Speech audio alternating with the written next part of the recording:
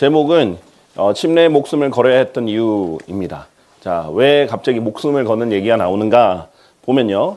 일단 이 성도님의 질문을 보고 내용을 진행해 볼 텐데 사도행전 2장 38절에 보면 이제 개역 성경과 이제 HJ 성경은 세례를 받아야 제들의 사면을 얻는다라고 하고 표준 킹제임 성경은 제들의 사면으로 인하여 침례를 받으라라고 하는데 뜻이 정반대입니다. 어떤 것이 맞는 말인가요?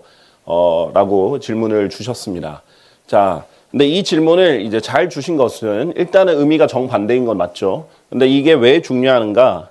라고 보면 이것이 약 2000년 동안 피를 흘려가면서 피의 역사로 지켜왔던 교리의 핵심이기 때문입니다.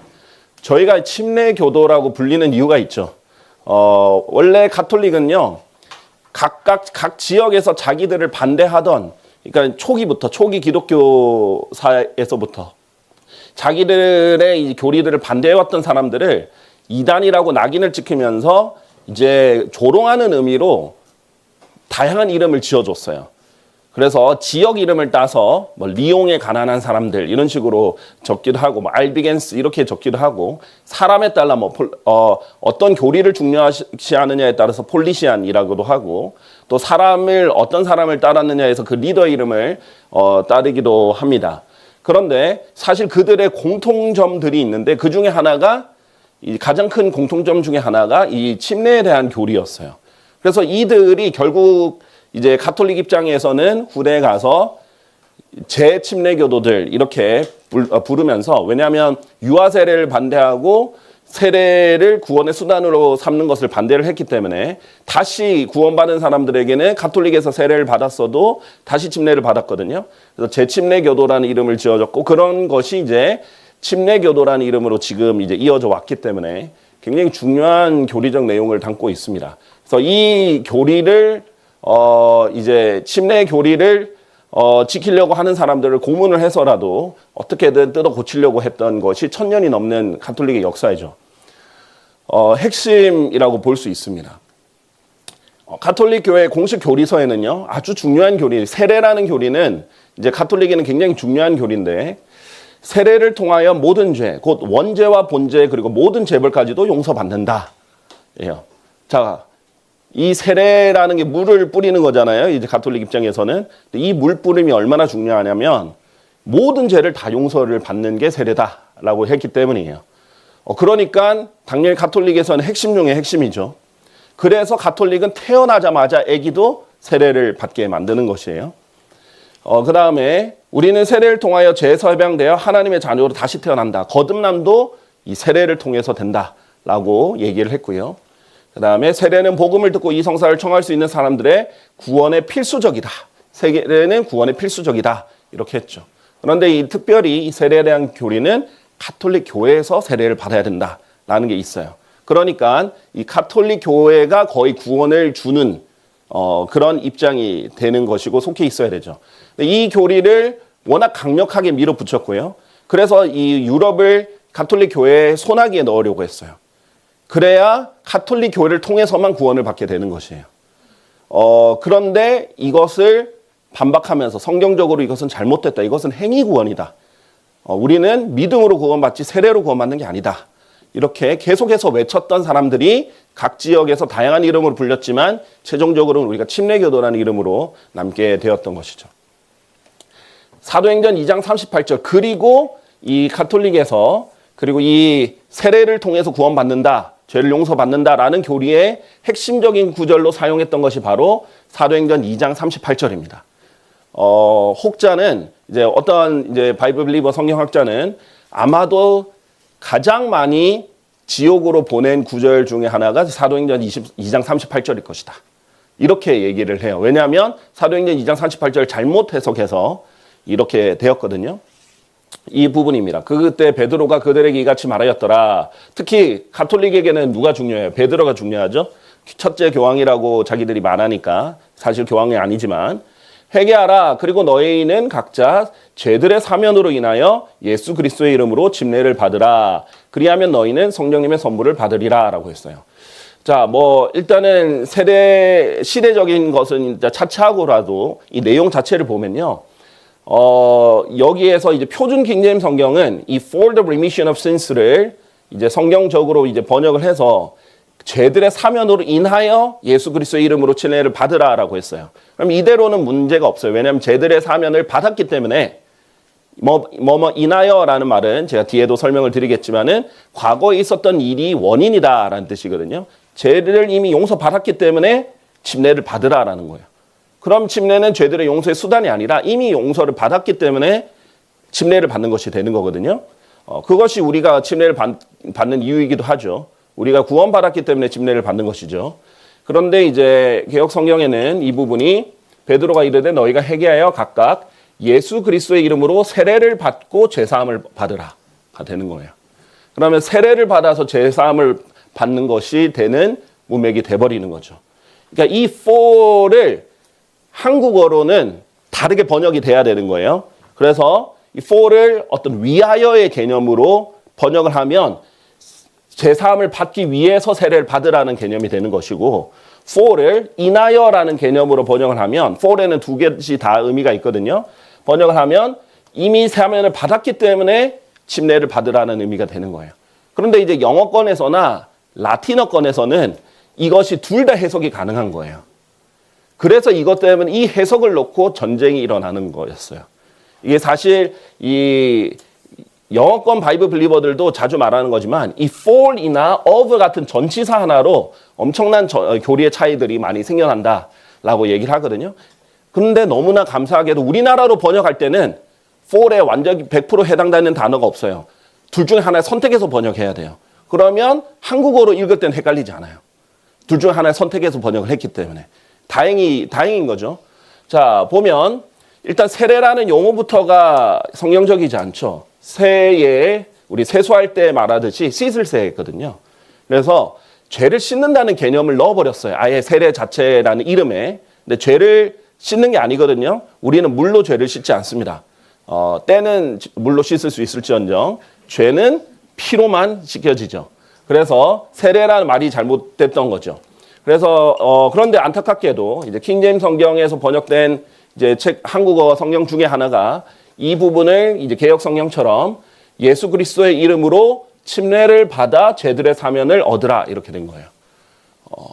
심지어 받고보다 더 직접적으로 침례를 받아서 죄들 용서를 받으라라는 구절로 된 것이죠. 이 구절은 이제 치명적입니다. 그러면 침례를 받아야만 죄들을 용서를 받을 수 있게 되니까 행위가 들어가 버리는 겁니다.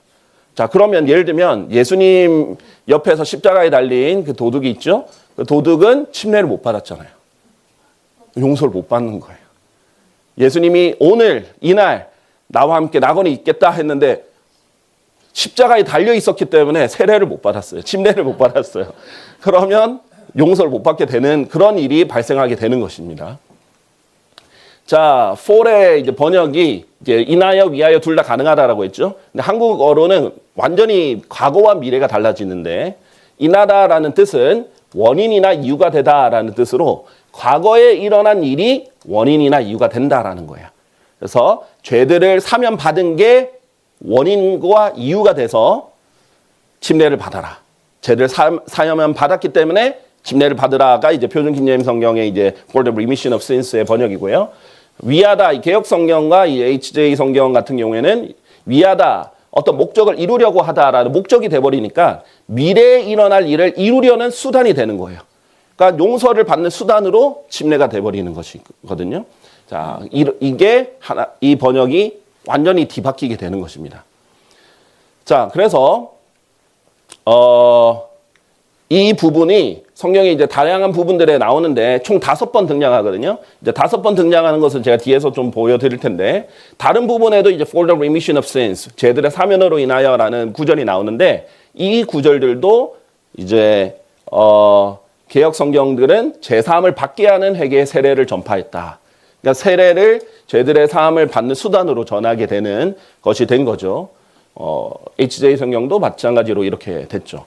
죄들의 사면을 얻게 하는 회개의 침례다. 이렇게 해버렸습니다. 자, 그러면 이 침례는 그 죄들의 사함의 수단이 돼버리는 겁니다. 성경은 단 한 군데도 시대를 막론하고 대상을 막론하고 침례를 죄들의 사면의 도구나 수단으로 제시한 적이 없어요. 그게 유대인들이었든 이방인들이었든 하나님의 교회였든 어느 시대였든 제시한 적이 없습니다. 근데 이렇게 돼버리면 가톨릭 교리가 옹호가 되는 것이고, 이것으로 2000년 동안 우리의 믿음의 조상들이 이걸 행위 구원으로 안 만들기 위해서 필사적으로 노력해서 지킨 교리가 이제 뒤틀어지는 것이거든요. 자, 왜 그러냐면 행위 구원이 무서운 것은 가톨릭 사람들도 자기 예수님 믿는다 그래요. 예수 안 믿는다 안 해요. 예수님 믿는다 그래요. 그런데 예수님을 믿어서 구원받는다 이렇게 해도 오케이 동의해요. 그러나 중간에 조건들이 많습니다. 가톨릭 교회에 속해야, 그리고 거기에서 세례를 받아야, 그리고 거기서 미사를 진행해야, 또 거기에서 내 죄를 신부들에게 고해야 라는 전제 조건이 붙는 거예요. 그러니까 사실 구원자가 예수님이 아니라 중간에 가로챈 거예요. 로마 가톨릭 교회가 돼버리는 거예요. 그러니까 구원을 못 받게 되는 거예요. 이게 굉장히 교묘한 속임수거든요. 말은 예수님 믿는다 하지만 사실 행위 구원이 포함되어 있기 때문에 우리는 예수님만 믿어서 구원받아야 되는데, 자, 예를 들면 우리가 지옥으로 떨어지고 있는데 예수님이라는 동아줄을 딱 붙잡아야 떨어지는데, 그게 아니라 행위라는 썩은 동아줄을 이렇게 붙잡으면 어떻게 되겠어요? 떨어지는 거거든요.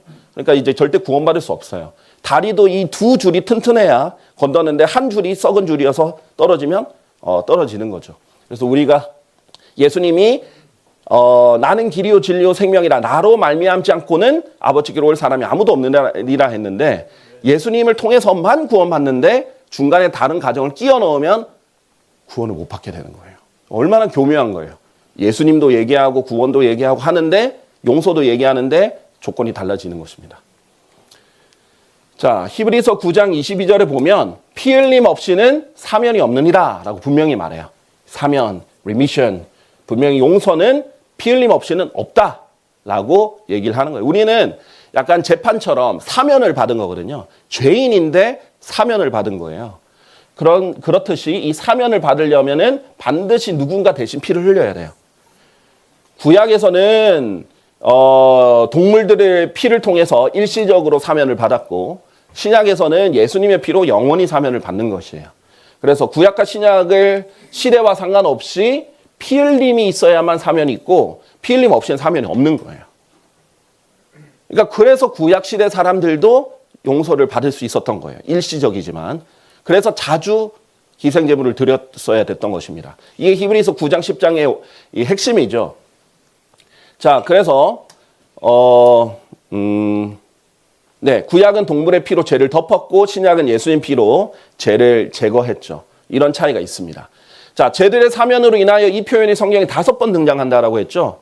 이 성경에 어떻게 쓰여 있는지를 보면 성경으로 성경을 해석할 수 있습니다. 자, 우리는 성경을 번역할 때 특히 문법적으로만 번역하지 않습니다. 문법적으로도 번역을 해야죠, 분명히. 문법에 어긋나서는 안 돼요. 근데 아까 for 같은 경우에는 다 가능하잖아요. 예를 들면 우리나라 배 같은 경우에는 먹는 배도 되고 이 신체 일부의 배도 되고 타는 배도 되잖아요. 문법적으로는 다 가능해요. 그러나 문맥을 통해서 보면 내가 배를 탔다 하는데 먹는 배는 될 수가 없잖아요. 그렇죠? 그렇듯이 문맥으로 봐야 되고, 중요한 거는 성경은 특히 성경과 성경을 비교해서 조화가 이루어져야 됩니다. 자, 먼저 로마서 3장 25절에 보면 하나님께서 그리스도를 그분의 피의 믿음을 통하여 화해 제물이 되도록 세우셨으니 하나님의 인내하심을 통해 과거에 있던 죄들의 사면으로 인하여 그분의 의를 선언하려 하심이라 했어요. 성경에서 정말 확실하게 증명해 준 게 뭐냐면, 아까 사면으로 인하여, for를 인하여라고 하면 뭐라고 했어요? 과거에 일어난 일을 원인과 이유로 제시하는 거라고 했잖아요. 근데 여기서 이미 that are past, 과거에 있던 이라고 정의를 해놨잖아요. 미래의 죄들을 용서받기 위해가 아니라 죄들의 사면을 이미 받은 것으로 인해, 과거에 이미 받은 것으로 인해라고 that are past라는 수식어를 통해 설명을 해놨어요. 그러니까 for the remission of sins는 과거를 얘기하는 거예요. 분명히 성경에 있으니까. 자, 무슨 말이냐면 예수님이 피를 통해서 피를 흘리면서 제물이 되신 이유가 1차적으로는 예수님이 누구를 위해 죽으셨어요? 우리가 종종 착각하는 거는 지금 우리가 이제 2000년이 지나고 나서 우리가 교회 시대에 살고 나는 한국인이니까 나를 위해 죽으셨다. 맞아요. 나를 위해 죽으시니 맞는데 1차적으로는 예수님이 유대인들을 위해 죽으셨어요. 유대인들의 왕으로 죽으셨잖아요. 십자가에. 그런데 자기 백성에게 왔는데 자기 백성이 거절하니까 기회가 이방인들에게 다 주어진 거예요. 그런데 그래서 1차적으로 예수님은 유대인들을 과거에 계속 용서해 오셨거든요. 하나님께서. 동물의 피로 계속 죄를 덮어 오셨잖아요. 근데 제거가 안 됐어요. 그러니까 이걸 제거시키기 위해서 죽으신 거예요. 유대인들의 입장으로 먼저 생각하셔야 돼요. 성경은 역사적인 책이기도 하니까 역사적인 적용을 먼저 하셔야 됩니다. 자, 그래서 의를 선언한 거예요. 무슨 말이냐면 봐봐. 내가 동물의 피로 일시적으로나마 그들의 죄를 덮어줬던 것, 사면해줬던 게 옳았다. 왜냐하면 나는 결국 내가 피를 흘려서 이 죄들을 제거할 것이기 때문이야. 그래서 나는 잘했다. 그때 했던 게 옳았다라는 것을 선언하시려고 예수님이 죽으셨다라는 걸 말하는 거예요. 그리고 그 뒤에 구절들은 앞으로 믿을 사람을 위해서도 죽으셨다. 이 말이 나오는 거예요. 그러니까 과거의 죄들을 위해서도 죽으셨고 그 미래에 있는 죄들을 위해서도 죽으셨다는 거예요. 다 해당이 되는 것이죠. 여기에서는 과거에 있던 죄들의 사면이 중요한 거예요. For the remission of sins가. 자, 이것 사도행전 2장 38절도 마찬가지죠. 문맥적으로는 사실 사도행전 2장은 유대인들에게 베드로가 선포하는 거예요. 이때는 아직 그리스도인들이 없을 때예요. 그리스도인이란 말조차도 없어요. 사도행전 11장에 그리스도인이라는 말이 처음 되거든요. 이때는 오순절이라는 이스라엘의 절기 때 예루살렘에서 유대인들과 유대인 개종자들에게 선언됐던 거예요. 물론 이때 예수님에 대한 것을 믿고 교회에 속하게 됐는데 교회가 시작됐는지도 몰랐어요. 그리스도의 몸이 시작됐는지도 몰랐어요.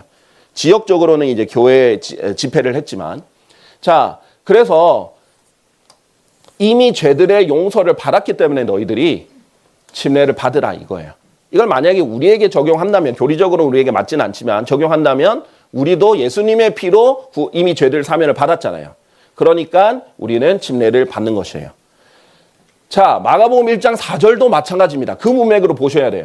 침례자 요한이 광야에서 침례를 주면서 뭐라고 선포했냐면 죄들의 사면으로 인하여.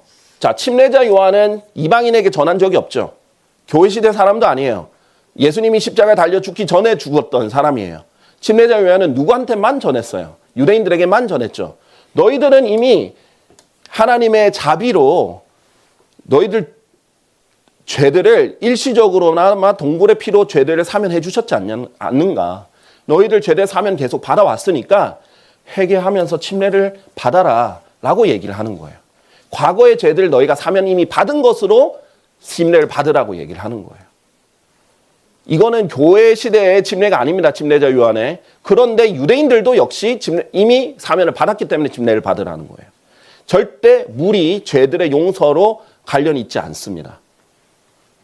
자, 누가복음 3장 3절에 보면 그러자 그는 요르단 근방의 모든 지방에 이르러 이 침례자 요한이죠. 같은 문맥입니다. 죄들의 사면으로 인하여 회개의 침례를 선포하였더라. 같은 문맥이에요. 자, 마태복음 26장 28절 이게 가장 헷갈려하는 부분인데 이는 이것이 죄들의 사면으로 예수님이 하신 말이에요. 많은 이들을 위하여 흘려지는 새 유언 언약에 속한 나의 피이기 때문이다. 예수님이 이제 잔을 들면서 자, 이 잔이 내 피다. 이 포도즙이 내 피다. 이렇게 이걸 상징한다라고 얘기를 하면서 많은 이들을 위하여 흘려지는 새 유언 언약에 속한 나의 피다라고 하잖아요. 자, 그런데 우리 관점으로 성경을 보면 예수님은 우리의 죄를 용서하기 위해 흘리셔야 돼요. 그렇죠? 근데 그게 일단 맹점이에요. 성경을 볼 때 그 시대로 돌아가서 역사적으로 먼저 봐야 됩니다. 그리고 나서 우리에게 적용을 따로 해야 돼요. 1차 적용은 뭐예요? 역사적 적용은 뭐예요? 예수님은 유대인들을 위해서 먼저 피를 흘리셨거든요. 그런데 이미 유대인들이 죄들이 사면을 받았잖아요. 아까 로마서 3장 25절의 문맥대로. 그러니까 내가 이들의 죄들은 덮여만 있었지 제거가 안 됐거든요. 이걸 제거하기 위해서 내가 피를 흘린다. 너희가 용서는 받아왔지만 덮여있던 그걸 위해서 그 의를 부여하기 위해서 정당함을 부여하기 위해서 내가 피를 흘린다. 이것을 알려준 거예요. 유대인 제자들에게, 12제자들, 12지파를 상징하는 12제자들에게요. 이게 죄들의 사면으로 인하여 과거형이 되어야 되는 이유입니다. 자, 이것을 헷갈려 하거든요. 왜냐하면 이거는 인하여가 아니라 위하여로 해도 우리에게는 말이 되거든요. 우리를 죄대 사면을 위해서 내가 흘렸다. 내 이 피를 흘렸다. 말이 되잖아요, 우리에게. 그러니까 위하여가 맞는 것 같단 말이에요. 그러나 성경은 다 조화를 이루어야 된다 했죠. 일관적인 for the remission of sins, 죄대 사면을 인하여는 과거의 죄들을 사면했기 때문에 라는 의미가 되어야 됩니다. 그리고 유대인들을 위해서가 되는 거죠. 이게 세대주의의 기본이에요. 시대에 따라서 봐야 돼요. 먼저 1차적으로 적용한 다음에 그 다음에 교훈적으로 적용을 해야 돼요. 자, 왜냐하면 예수님 십자가에 달리시기 전이잖아요, 지금. 아직 그리스도인들을 향해서 한 말이 아니에요. 자, 이것을 우리가 여러분들이 이제 다 이해를 하실 거라고 믿습니다. 자, 그러면 이게 왜 중요하냐면 죄들을 사하기 위해서 또는 죄를 사기 위해서 침례를 받으라, 세례를 받으라 하게 되면 세례가 구원의 수단이 되기 때문에 위험하다라고 했잖아요. 그럼 침례는 성경에서 무엇을 말하는가? 특히 물 침례를 집중적으로 보겠습니다. 왜냐하면 성경에는 물 침례만 있는 게 아니라 총 한 7가지의 침례가 있거든요. 불 침례도 있고 성령 침례도 있고 죽음의 침례도 있고 다양한 거 있습니다. 침례의 뜻은 이미 baptism이라는 단어 자체가 잠긴다라는 뜻이에요. 그러니까 사실 세례가 맞지 않죠. 씻는다는 의미가 아니라 잠긴다라는 의미거든요. baptism. 그래서 영어로는 immersion이라는 뜻이기 때문에 물에 잠기면 물침례, 불에 잠기면 지옥에 가는 걸 예수님께서 불침례로 표현하셨거든요. 불에 잠기면 불침례, 성령을 통해서 예수 그리스도의 몸 안으로 잠기면 성령 침례 이런 식으로 돼 있기 때문에 이 또 침례라는 단어가 나올 때마다 이제 가톨릭식으로는 세례죠. 세례라는 단어가 나올 때마다 물을 자동으로 끼워 넣어서 해석하는 것도 문제였습니다. 이게 성령 침례를 얘기하는데도 물 침례 얘기해 버리니까 이 물 침례 통해서 거듭나다 보다 이런 식으로 생각하게 되는 거예요. 자, 그래서 지금은 물 침례란 무엇인가를 집중적으로 간단하게 보도록 하겠습니다. 자, 우리 물 침례 받을 때 물에 잠겼다 올라오죠. 자, 우리가 침례를 받는 이유가요. 예수님께서 죽으시고 부활하신 다음에 제자들에게 명령하신 내용이기 때문이에요. 그러므로 너희는 가서 모든 민족들을 가르치고, 이거는 이제 유대인들에게 국한돼 있지 않죠. 모든 민족들, 이제 이방인들에게 전해집니다. 왜냐하면 유대인들 거절했잖아요. 자기 왕을 자기들이 못 박았잖아요. 모든 민족들에게. 마태복음 10장만 가도요. 예수님이 그럽니다. 이방인들에게 가지 말고 심지어 혼혈인 사마리아인들에게도 가지 말고 오직 이스라엘의 집에만 가라. 이렇게 얘기합니다. 복음을 전하라고 이렇게 보낼 때도. 그런데 이제 이스라엘이 자기 왕을 거절했어요. 지금은 이제 모든 민족들에게 바뀝니다. 이게 시대와 경륜이 바뀐다라는 의미예요. 그래서 그들에게 아버지와 아들과 성령의 이름으로 침례를 줘라 이렇게 명령하셨으니까 우리는 순종하는 거예요. 구원의 수단으로서가 아니라 구원을 받았기 때문에 순종하는 겁니다. 자, 그래 예수님의 본을 보면 예수님이 침례를 받으시는데 만약에 침례가 죄를 용서받기 위해 받는 거라면 예수님이 침례를 받을 이유가 없잖아요. 치명적인 오류가 되는 거예요. 특히 침례가 아니라 세례가 됐잖아요. 이 가톨릭 성경들에는요. 그러면 어떻게 돼요? 예수님도 죄를 씻기 위해서 세례를 받게 되는 거예요. 근데 절대 그런 분이 아니거든요. 예수님 원래 죄가 없으셨어요. 자, 그래서 침례를 받으셨는데 물에서부터 곧바로 올라오셨다. 무슨 말이에요? 물에 들어가셨다가 올라오셨다는 거예요. 그러니까 우리가 물 뿌리는 게 아니라 물에 잠기는 거죠. 우리가 성경에 있는 하나님의 명령을 지킬 때 가능하면 있는 그대로 지켜야죠. 그렇죠? 우리가 왜 굳이 하나님께서 잠겼다가 올리오신 침례를 얘기했는데 뿌려질 필요가 없잖아요. 예. 자, 잠긴다라는 의미고요. 침례가. 사도행전 16장에 보면 유명한 구절이 있죠. 이 바울과 실라가 이 빌립보의 간수에게 이렇게 복음을 전하는 겁니다. 이 빌립보의 간수가 선생님들이여 제가 구원받기 위하여 무엇을 해야만 하나이까 이렇게 했어요. 그랬더니 그러자 그들이 말하기를 주 예수 그리스도를 믿으라. 그리하면 너는 구원을 받을 것이요 너의 집도 그러하리라 이렇게 했어요. 아주 유명한 구절이죠. 자, 그렇게 해서 예수를 믿었어요. 그 뒤에 어떻게 됐느냐? 그 뒤에 침례를 받아요. 이 구절이 이 뒤에 구절에 나오거든요. 그러자 그들이 그에게 주의 말씀을 전하였고 그의 집안에 있는 자들도 모두에게도 그리하였더라. 그러자 이때 이미 낮에 믿었어요. 그러자 그 밤에 동일한 시각에 그가 그들을 데려가서 그들의 채찍 자국들을 씻어 주었더라. 그러고 나서 그와 그의 가족 전체가 즉각 침례를 받았더라. 구원받고 나서 침례를 받은 것이 되죠. 성경적 순서입니다. 사도행전 8장에도 에디오피아 내시가 구원받고 나서 침례를 받습니다. 그런데 그 구절이 개역 성경에 삭제가 되어 있는 거죠. 그 8장 37절에 내가 그 개역 성경 용어로 내가 세례를 받는데 무슨 거침이 있느냐 이렇게 했는데 삭제된 구절에는 그래 너가 그러면 마음을 다해서 믿으면 합당하다. 저는 예수 그리스도가 하나님의 아들인 것을 믿습니다. 이렇게 믿음을 신앙을 고백하니까 38절에 침례를 받거든요. 네, 개역 성경과 가톨릭 성경 그 구절이 통째로 삭제되어 있어서 바로 그냥 믿음 없이 바로 세례부터 받습니다. 이게 의도적으로 삭제됐다라는 거예요. 실수가 아니라는 겁니다. 이 교리가 매우 가톨릭에는 중요한 교리고 2000년 동안 피를 흘리면서 싸워왔던 교리입니다. 자, 그런데 여기서 이제 여담이긴 한데 이 개역 성경에서 이제 유명한 구절이니까 개역 성경에 이렇게 돼 있죠. 주 예수를 믿으라 그리하면 너와 내 집이 구원을 받으리라 이렇게 돼 있잖아요. 저도 이 구절을 많이 예전에 외웠었는데 안타까운 것이 뭐냐면 이거에 질문하신 분이 있어요. 일단은 주 예수 그리스도인데 그리스도가 빠졌다는 것도 안타까운 부분이지만 너와 내 집이 구원을 받으리라 이것을 보니까 사람들이 예수님 믿으면 자동으로 가족도 구원받나 보다. 실제로 이런 교리가 만들어진 곳도 있었어요. 아니면 교리까지는 아니더라도 가족 중에 한 사람만 믿으면 결국 구원받겠지. 라는 이 구원 구절로 붙잡았었거든요. 왜냐하면 너와 내 집이 구원을 받으니까. 예수님 한 명만 믿으면 너와 내 집이 구원을 받으니까. 근데 그 구절이 아니었거든요. 일단은 여기서 보면 표준 킹제임 성경에서 보면 너는 구원을 받을 것이요. 심표죠. 영어로도 심표하고 and가 있어요. 일단 이 빌립보의 그 간수가 먼저 구원을 받습니다. 그리고 나서 너의 집도 구원을 받는다 이 얘기예요. 자, 이 차이가 무엇이냐? 순서가 차이가 있죠.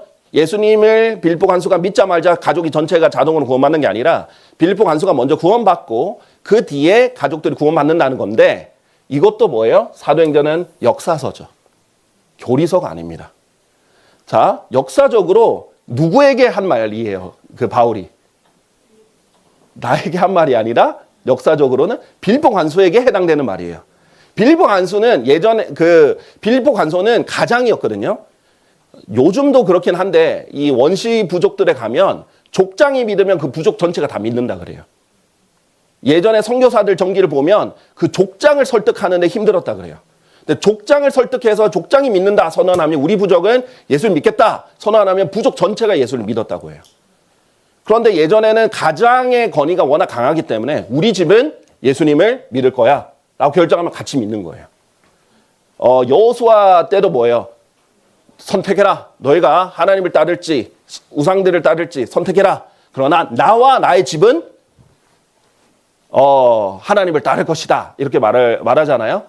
그때 여호수아가 잠깐 우리 내무부 장관님께 허락 좀 먼저 받고 해도 되겠습니까?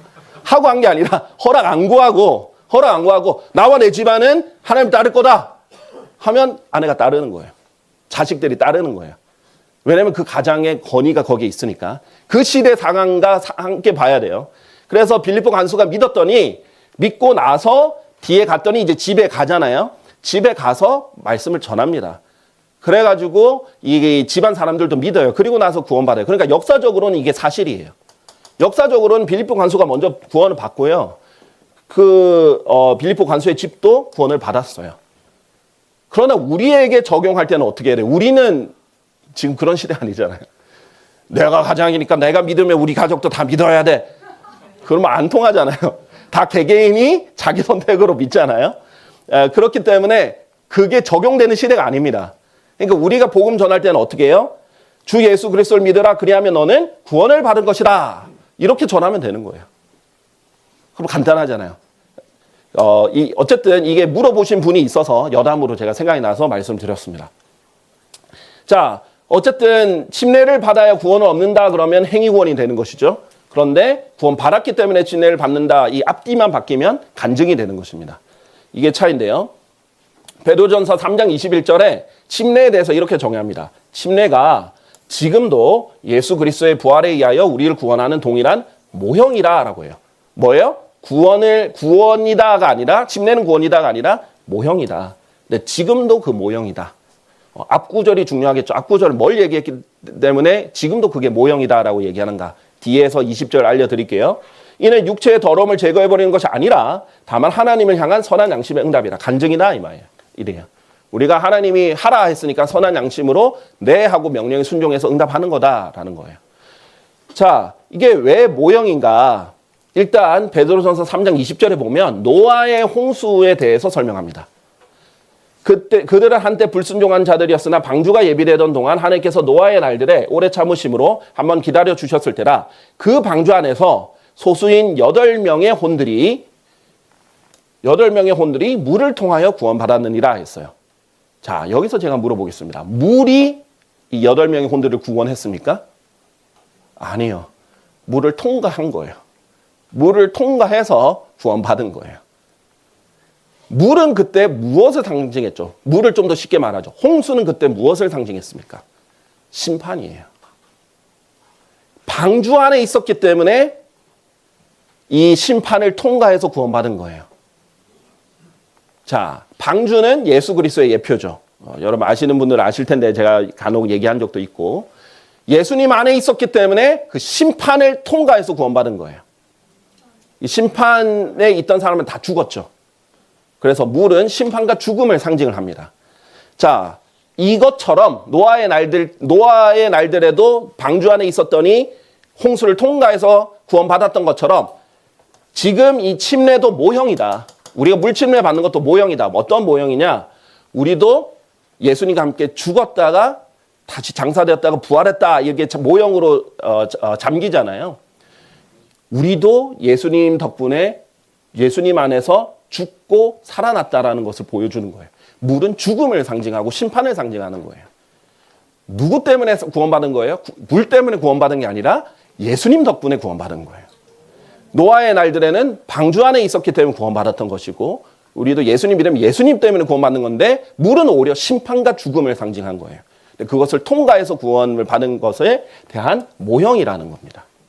자, 그렇기 때문에 결코 물이 죄를 씻지 않습니다. 만약 물이 죄를 씻으면요, 매일 샤워 깨끗하게 하시면 됩니다. 그러면 안 믿는 사람들 있죠? 세상 사람들 우리보다 더 깨끗한 사람들 있을 거예요. 하루에 3-4번씩 씻으면 우리보다 더 깨끗할 거 아니에요? 자, 그렇지 않다라는 거예요. 만약에 물이 우리를 구원시켰다면 저는 밖에 나가서 예수 그리스도가 여러분을 구원할 것입니다 라고 외치지 않고 물이 여러분을 구원할 것입니다 라고 외칠 것이에요. 근데 그렇지 않다라는 거죠. 자, 일단 이 다음번에 보면 세례를 통해서 이제 죄를 씻는가 이 부분인데, 이 부분들 제가 시간이 없어서 아주 그냥 간단하게 얘기를 하겠습니다. 아까 그 가톨릭 교리가 세례를 통해서 모든 죄가 용서받는다라고 했죠. 안타깝게도 개신교의 교리 문답을 보면 포함되어 있어요. 세례는 물을 가지고 성부, 성자와 성령의 이름으로 씻는 성례다라고 돼 있어요. 이게 우리가 침례교가 개신교가 아니잖아요. 이게 사람들 잘 이해를 못해요. 개신교는 가톨릭에 속해 있다가 종교 개혁을 통해서 나온 신교예요. 침례교는 원래부터 애초에 가톨릭과 맞서 싸웠던 사람들이에요. 그러니까 개신교는 가톨릭의 교리가 잔재가 남아 있어요. 그래서 아직 세례라고 부르는 거고, 유아 세례도 있는 것이죠. 자, 그래서 육체의 생명이 피 속에 있기 때문에 피 흘림 없이는 구원받을 수 없고, 성령은 분명히 그분의 피를 통하여, 예수님의 피를 통하여 죄들의 용서를 받는다라고 했어요. 그런데 안타깝게도 가톨릭 성경에는 예수님의 피가 삭제가 되어 있습니다. 이 골로새서 1장 14절에는. 그런데 이 개혁 성경이 그대로 따라간 거죠. 왜냐하면 저본을 잘못 택했기 때문이에요. 가톨릭 저본을 택했기 때문이에요. 저는 이 개혁 성경을 최초에 번역한 사람들이 나쁜 의도로 했다라고 생각은 하지 않습니다. 근데 저본을 잘못 택해서 그런 결과가 나온 거죠. 가톨릭 저본을 택했죠. 세례를 통해 거듭난다라는 이 가톨릭 교회 교리 문답이 있는데, 감리교회도 보면은 세례는 중생, 곧 신생의 표가 된다. 중생이 거듭남이거든요. 거듭남과 연결을 시켜요. 이것도 가톨릭의 잔재라는 거예요. 자, 그러나 성경에는 분명히 우리가 거듭나는 것은 물이 아니라 세례가 아니라 침례가 아니라 살아있고 영원토록 거하는 하나님의 말씀에 의해서 태어난 것이다 라고 분명히 말을 합니다. 그리고 그분을 받아들인 자들 또 그분의 이름을 믿는 자들에게 하나님의 아들들이 되는 권능을 주신 거예요.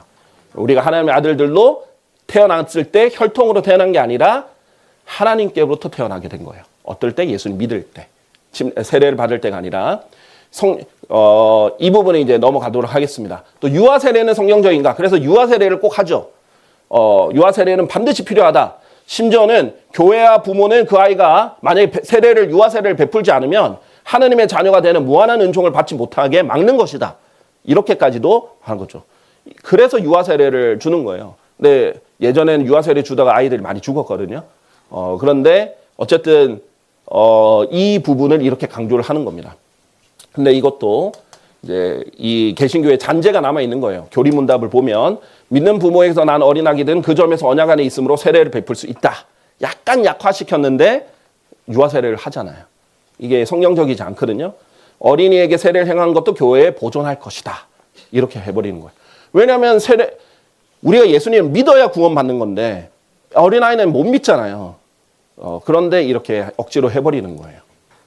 자, 그래서 그 조건이 절대 될 수 없다라는 거 설명을 드리고 제가 다 설명을 드릴 수 없기 때문에 구원의 필수 요소라 한 것도 그러지 않고 우리는 율법으로 정당을 입증받은 사람이 아무도 없고 오직 믿음을 통해서만 구원받는 것이지 세례 같은 행위 요소가 율법의 행실들이 전혀 없이 우리가 믿음으로 정당을 입증받는다라고 결론을 내린다라는 것을 이제 설명을 드립니다. 자, 결론적으로 그렇습니다. 우리가 침례 교도들이 이렇게 목숨을 걸고 이 교리를 지켰던 이유가 바로 구원과 관련이 있기 때문이에요. 그래서 우리가 예수 그리스도의 이름을 믿은 후에 그들이 모두 침례를 받았다라고 되어 있는데 이것이 우리가 지켜야 되는 아주 중요한 교리가 되겠습니다. 자, 여기까지 시청해 주셔서 감사합니다.